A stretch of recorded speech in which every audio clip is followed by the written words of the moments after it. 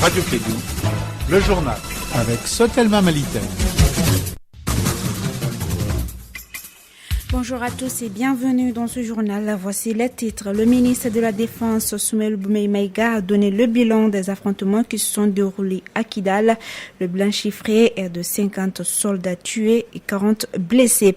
Renforcer la capacité des femmes et des syndicats dans la gestion des conflits, c'est le but d'un atelier national de réflexion sur le rôle des femmes et des syndicats dans la gestion des conflits et la consolidation de la paix. L'atelier a démarré ce matin au CICB. Nous sommes à quelques semaines des examens de fin d'année. Comment se déroulent les préparatifs? Déjà, l'Académie d'enseignement de la rive droite de Bamako a été à la rencontre des chefs de centre pour les informer des dispositions prises. Vous en saurez davantage dans ce journal. Voilà, c'est tout pour les titres. Les détails dans un instant avec Assetou Kanté et Chak Kona, la technique.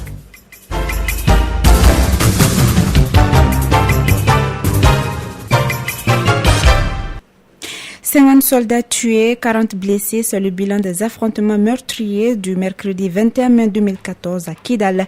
L'information a été donnée par le ministre de la Défense. Selon Soumaïla Boumé-Maïga, l'armée malienne n'a perdu que sa seule position de Kidal. Elle reste présente dans toutes les autres localités et travaille avec ses alliés. Pour plus de précisions sur les informations données par le ministre de la Défense, retrouvons Kassim Traoré. C'est la première fois qu'une autorité malienne donne le bilan chiffré de l'affrontement du mercredi dernier. Soumaïla Boumé-Maïga, ministre de la Défense et des anciens combattants du Mali. Nous sommes sur l'ensemble de nos positions dans la région de Kidal, à savoir à Tessalé, à Galok, et puis dans la région de Gao, à Menaka, en Songo, et à Moustarat. Concernant Nefis, dont nos troupes s'étaient retirées pour se réorganiser, nous sommes en phase de redéploiement.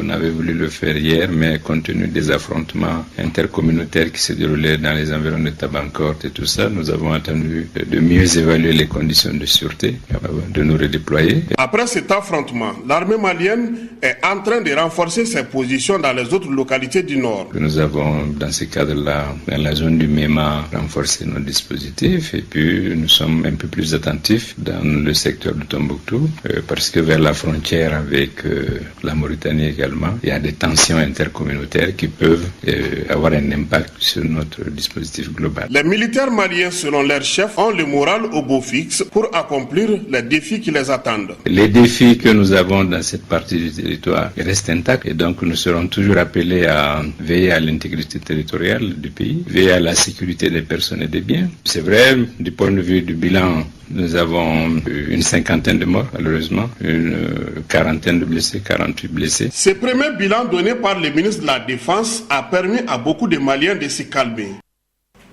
L'atelier national de réflexion sur le rôle des femmes et des syndicats dans la gestion des conflits et la consolidation de la paix a ouvert ses portes ce mardi au CICB. L'objectif est de renforcer la capacité des femmes et des syndicats dans la gestion des conflits.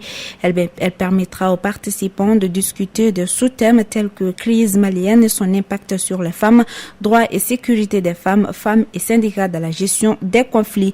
Cette rencontre entre dans le cadre des activités du projet de l'international de services publics pour l'Afrique francophone.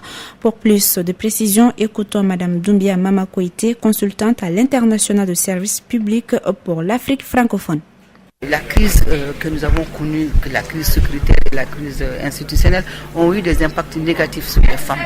Les femmes ont été violées, les femmes ont perdu leurs droits. Nous avons connu toutes sortes de sévices. Et aujourd'hui, nous sommes dans une situation de post-conflit où il faut réparer, où il faut chercher à revivre ensemble, où il faut chercher à instituer une paix durable.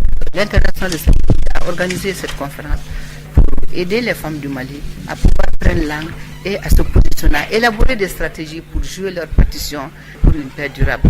Donc je pense que c'est une opportunité qui a été donnée aux femmes du Mali et je suis là pour faciliter cette rencontre et je pense que cette journée va vraiment aider à mettre en place un programme parce que les partenaires sont venus pour appuyer, pour que les femmes travailleuses puissent jouer leur partition vraiment dans cette situation de post-conflit et contribuer au développement économique, social et culturel de ce pays.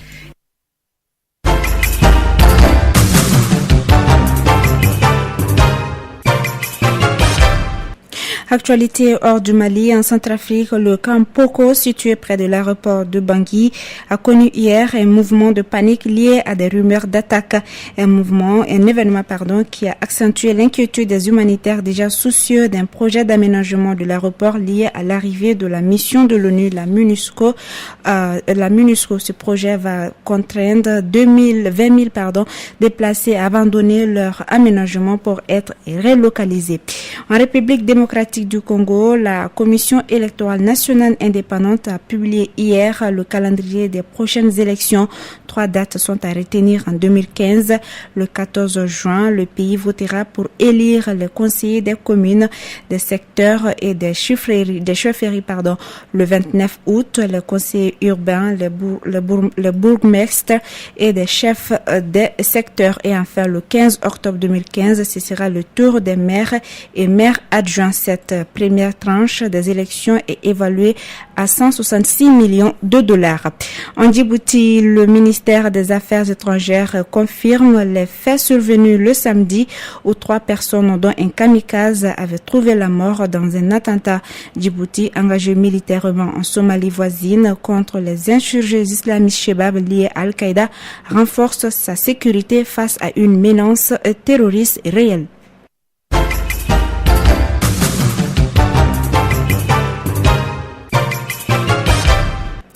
Retour à l'actualité nationale pour parler d'éducation, appeler les enseignants à prendre conscience et à lutter contre la corruption dans le milieu scolaire.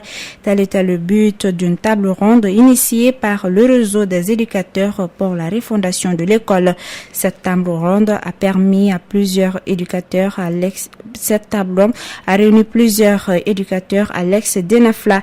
Elle a porté sur comment bannir les différentes formes de corruption dans nos écoles. Mahamadou Kone, le coordinateur du réseau, nous donne d'amples informations au micro de Kassim Traoré.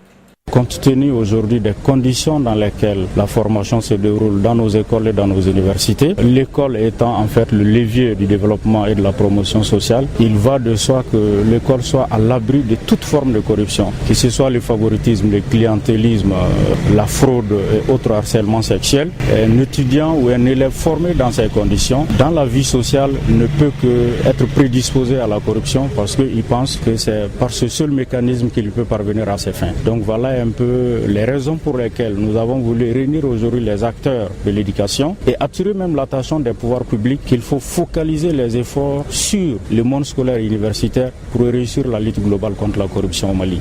La première des mesures, c'est bien cette table ronde. Au sortir de cette table ronde, nous pensons que les acteurs et partenaires de l'école vont pouvoir identifier des axes stratégiques d'action, un mécanisme de mise en œuvre de ces axes stratégiques d'action et par la suite donc une campagne médiatique devrait suivre naturellement à travers des débats de proximité, mais également d'autres espaces d'information et de sensibilisation à travers les écoles et les universités. Voilà un peu ce dont nous envisageons dans les jours à venir pour sensibiliser, informer au maximum les populations afin de s'abstenir de cette pratique à l'école qui nuise à l'avenir donc de nos enfants et plus largement à l'avenir de la nation tout entière. Et à moins de quelques semaines des examens, les structures qui sont chargées de les organiser estiment que les préparatifs avancent bien. À ce sujet, l'Académie d'enseignement de la rive droite de Bamako a été à la rencontre des chefs de centre pour les informer des dispositions prises. Madame Koulibaly Fatou Traoré, directrice de l'Académie d'enseignement de la rive droite de Bamako, nous en dit plus. Toutes les dispositions sont prises pour l'examen 2014, au point de vue centre d'examen, au point de vue liste de candidatures. Tous les candidats libres qui ont déposé des dossiers conformes à l'inscription, ils ont tous été inscrits, ils ont tous été répartis entre les centres d'examen selon les séries choisies par les candidats. Ils se trouvent tous sur la liste avec des numéros de place. Le matériel, les feuilles d'examen, les brouillons, ça c'est le centre national qui doit nous donner. Et au moment des examens, nous allons les enlever. Au moment opportun, on va enlever ce matériel et pour les partager entre les centres. Ce que je demanderai aux candidats, c'est d'être serein, de compter sur soi-même, parce qu'un examen, c'est un examen. Pour réussir, il faut compter sur soi-même. Que les candidats ne soient pas affolés. Un examen, c'est un examen, mais c'est comme une simple composition. Ils n'ont pas à s'affoler. Même son de cloche au cap de Bozola, selon le responsable, toutes les conditions sont réunies. Des précisions avec Madame Barry Aïssata Koulibaly, directrice du cap de Bozola, et le micro de Kani Keita. Dieu merci, on a passé une très bonne année scolaire et ça tire vers sa fin avec les examens du DF. On est déjà prêts, les centres sont déjà définis. Les élèves, on vient de les rencontrer pour les encourager, d'autant plus que les programmes sont déjà à 100% épuisés. Bon, pour le moment, le matériel au niveau de la mairie, on ne l'a pas. Mais les classes, quand même, on vient de les visiter. Les salles sont déjà prêtes. Au niveau du Cap de Bozola, on a en tout un total de 1995 candidats, dont 1898 classiques et 97 arabes. Classiques, nous avons 916 garçons et 982 filles. Et en arabe, nous avons 48 garçons contre 49 filles. Comparativement à l'année dernière, il y a eu une augmentation de candidats. Parce que l'année dernière, on avait 1687 candidats. Au niveau du centre de Bozola, on a 11 centres classiques et un centre arabe. Vraiment, j'ai adressé aux parents d'élèves d'inciter les enfants à avoir confiance en eux-mêmes, qu'ils comptent surtout sur leur effort personnel et que le secret de la réussite n'est autre que le travail. S'ils travaillent, s'ils révisent bien, en laissant un peu de côté les téléphones portables, les jeux vidéo et puis les feuilletons, je crois que ça va aller. Bonne chance donc aux candidats. Nous arrivons à la page culture de ce journal. L'habillement est important. Il reflète la culture de l'homme. Le Mali produit des cotonnades et des tissus imprimés, mais les jeunes sont attirés par d'autres styles. Notre stagiaire Assa Sidibé s'est intéressé à ce sujet. Suivons son reportage. Être bien habillé apporte assurance et confiance en soi. L'habit reflète la culture et la personnalité de l'homme. Le style vestimentaire des jeunes n'est pas du tout digne de notre culture. Moustapha Diawara, styliste créateur. L'habillement fait partie de l'homme même parce que l'âme respire dans l'habillement quand c'est bien fait. Les jeunes gens d'aujourd'hui et les jeunes filles d'aujourd'hui ne s'habillent pas correctement. C'est un truc qui n'est pas de chez nous, quoi. Ça, c'est pas de notre culture. Ils ont de la mode. Donc nous, on a la culture. Donc voilà ce que j'ai à dire aux jeunes gens et aux jeunes filles, d'essayer de revenir un peu en arrière. L'évolution exige la mode, mais il faut s'habiller décemment et sans oublier notre culture. Aminata Pedro Kouyaté, styliste malienne. Chacun peut s'habiller dans sa façon d'être, mais tout en gardant sa dignité. Bon, j'invite les Maliens à s'habiller avec les tissus maliens selon nos pailles traditionnelles, parce que le Mali a beaucoup de potentiel. Les excès de la mode ne sont pas toujours jolis. Le choix de l'habit est important. On s'habille selon le climat, l'endroit et aussi pour son statut. Ndei Aimé Diop, étudiante.